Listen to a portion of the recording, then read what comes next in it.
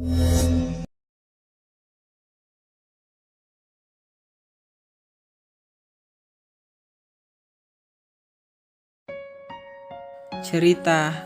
seorang anak gembala. Pada zaman dahulu, hidup seorang gembala yang bersemangat bebas. Ia tidak punya uang dan tidak punya keinginan untuk memilikinya. Yang ia miliki hanyalah hati yang lembut dan penuh dengan keikhlasan. Hati yang berdetak dengan kecintaan kepada Tuhan. Sepanjang hari, ia mengembalakan ternaknya melewati lembah dan ladang, melagukan jeritan hatinya kepada Tuhan yang dicintainya. Duhai pangeran cinta, di manakah engkau, supaya aku dapat persembahkan seluruh hidupku kepadamu? Di manakah engkau, supaya aku dapat menghambakan diriku padamu? Wahai Tuhan, untuk-Mu aku hidup dan bernapas. Karena berkat-Mu aku hidup. Aku ingin mengorbankan dombaku ke hadapan kemuliaan-Mu. Seperti itu ucapan sang gembala. Suatu hari, Nabi Musa melewati padang gembalaan tersebut. Ia memperhatikan sang gembala yang sedang duduk di tengah ternak dengan kepala yang mendongak ke langit.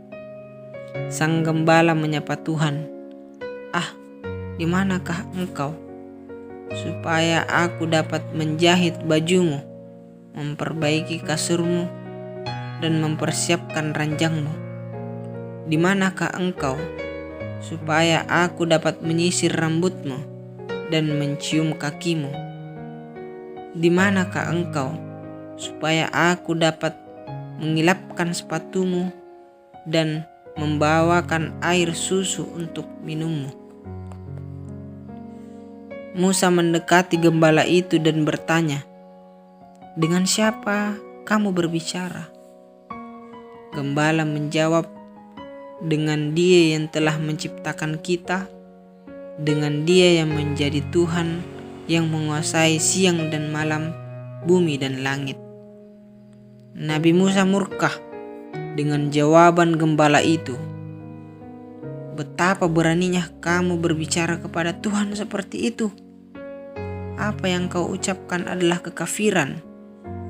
Kamu harus menyumbat mulutmu dengan kapas supaya kamu dapat mengendalikan lidahmu. Atau paling tidak, orang yang mendengarkanmu tidak menjadi marah dan tersinggung dengan kata-katamu yang telah meracuni seluruh angkasa ini. Kau harus berhenti berbicara seperti itu sekarang, karena nanti Tuhan akan menghukum seluruh penduduk bumi ini akibat dosa-dosamu." Sang gembala segera bangkit setelah mengetahui bahwa yang mengajaknya bicara adalah seorang nabi. Ia bergetar ketakutan. Dengan air mata yang mengalir membasahi pipinya, ia mendengarkan Nabi Musa yang terus berkata, "Apakah Tuhan adalah seorang manusia biasa, sehingga ia harus memakai sepatu dan alas kaki? Apakah Tuhan seorang anak kecil yang memerlukan susu supaya ia tumbuh besar? Tentu saja tidak. Tuhan malah sempurna di dalam dirinya. Tuhan tidak memerlukan siapapun." Dengan berbicara kepada Tuhan seperti yang telah engkau lakukan, engkau bukan saja merendahkan dirimu, tetapi kau juga merendahkan seluruh ciptaan Tuhan. Kau tidak lain dari seorang penghujat agama. Ayo, pergi dan minta maaf kalau kau masih memiliki otak yang sehat.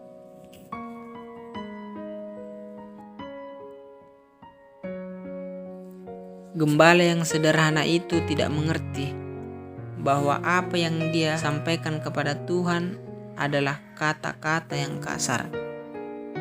Dia juga tak mengerti mengapa Nabi yang mulia telah memanggilnya sebagai seorang musuh. Tetapi Ia tahu betul bahwa seorang nabi pastilah lebih mengetahui daripada siapapun. Ia hampir tak menahan tangisnya. Ia berkata kepada Musa, "Kau telah menyalakan api di dalam jiwaku. Sejak ini aku berjanji dan akan menutup mulutku untuk selamanya."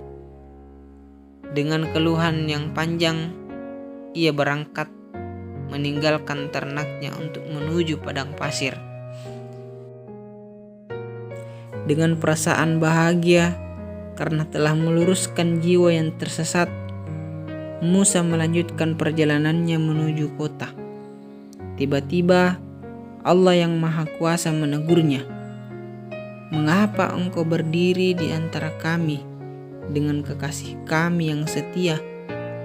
Mengapa engkau pisahkan pecinta dari yang dicintainya?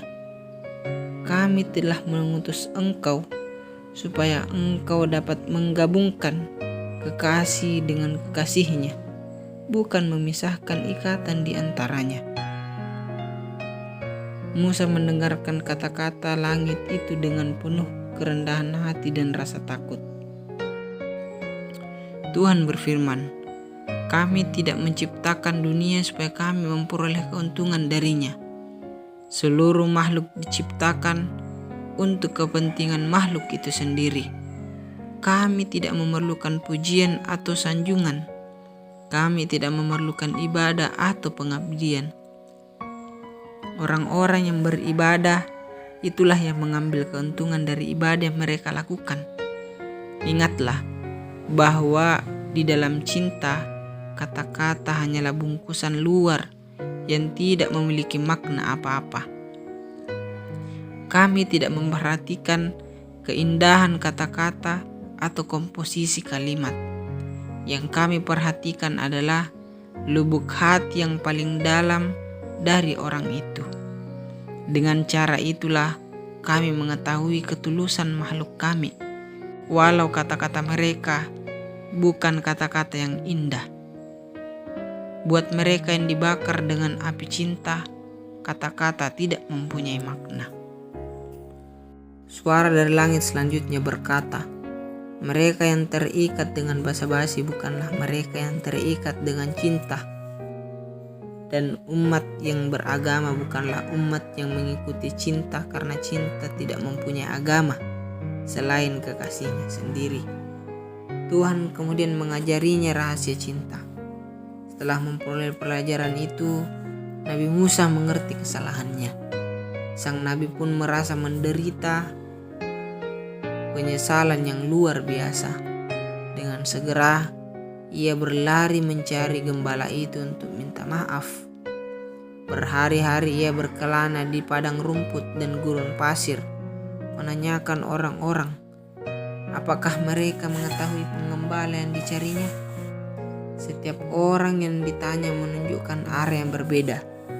Hampir ia kehilangan harapan, tapi akhirnya Allah Subhanahu wa Ta'ala mempertemukannya dengan gembala itu. Ia tengah duduk di dekat mata air, pakaiannya compang-camping, rambutnya kusut masahi. Ia berada di tengah tafakur yang dalam, sehingga ia tidak memperhatikan Musa yang telah menunggunya cukup lama. Akhirnya gembala itu mengangkat kepalanya dan melihat Nabi Musa. Musa berkata, "Aku punya pesan penting untukmu. Tuhan telah berfirman kepadaku bahwa tidak diperlukan kata-kata yang indah bila kita ingin berbicara kepadanya. Namun bebas berbicara kepadanya dengan cara apapun yang kamu sukai, dengan kata-kata apapun yang kamu pilih. Apa yang kau duga sebagai kekafiranmu ternyata adalah ungkapan dari keimanan dan kecintaan yang menyelamatkan dunia." Sang gembala hanya menjawab sederhana, "Aku sudah melewati tahap kata-kata dan kalimat. Hatiku sekarang dipenuhi dengan kehadirannya. Aku tak dapat menjelaskan keadaanku padamu, dan kata-kata pun tak dapat melukiskan pengalaman rohani yang ada dalam hatiku." Kemudian ia bangkit dan meninggalkan Nabi Musa. Utusan Allah ini menatap sang gembala sampai ia tak terlihat lagi. Setelah itu, ia kembali berjalan ke kota terdekat, merenungkan perjalanan berharga yang didapatnya dari seorang gembala sederhana yang tidak berpendidikan.